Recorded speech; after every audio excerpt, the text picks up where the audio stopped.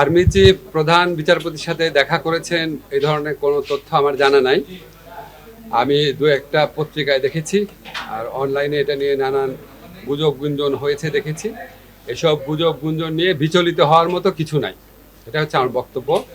আর army chief অবশ্যই এখন পর্যন্ত তো অবশ্যই গুজব, আমি তো এই সম্বন্ধে কিছু জানি না। আর আর্মি চিফ আপনার আমাদের প্রধান উপদেষ্টার সাথে মাঝে মাঝেই দেখা করে, রাষ্ট্রপতির সাথেও আগে দেখা করেছে। তো আমি মনে করি না এটা নিয়ে বিচলিত হওয়ার মতো কিছু আছে।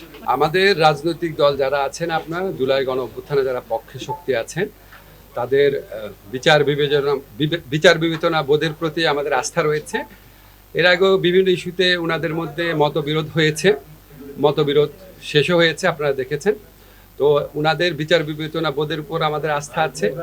আমরা মনে করি যে প্রয়োজনীয় মুহূর্তে আমরা, তাদের বিভিন্ন ব্যাপারে মতভিন্নতা থাকতে পারে, প্রয়োজনীয় মুহূর্তে অবশ্যই আমরা তাদের মধ্যে ঐক্য দেখতে পারবো। আর আমরা সরকারের পক্ষ থেকে ফেব্রুয়ারিতে নির্বাচন করার ব্যাপারে দৃঢ় প্রতিজ্ঞ। এটা আমাদের প্রধান উপদেষ্টা বারবার বলেছেন, নির্বাচন কমিশনকেও সেরকম ইনস্ট্রাকশন দেওয়া হয়েছে, ওনারা সকল পদক্ষেপ গ্রহণ করছেন।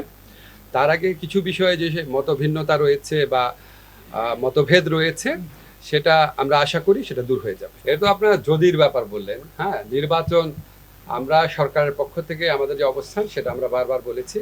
আমরা ফেব্রুয়ারিতে নির্বাচন আয়োজন করার ব্যাপারে দৃঢ় প্রতিজ্ঞ, এবং আমাদের যে যত রাষ্ট্রীয় কর্মকাণ্ড আছে এই লক্ষ্যকে সামনে রেখে অগ্রসর হচ্ছে, এখানে পেছানোর কোনো সুযোগ নেই। আইন শৃঙ্খলা পরিস্থিতি আমাদের দেশে গত এক বছরে মাঝে মাঝে বেশ অবনতি হয়েছে, আবার ভালো হয়েছে।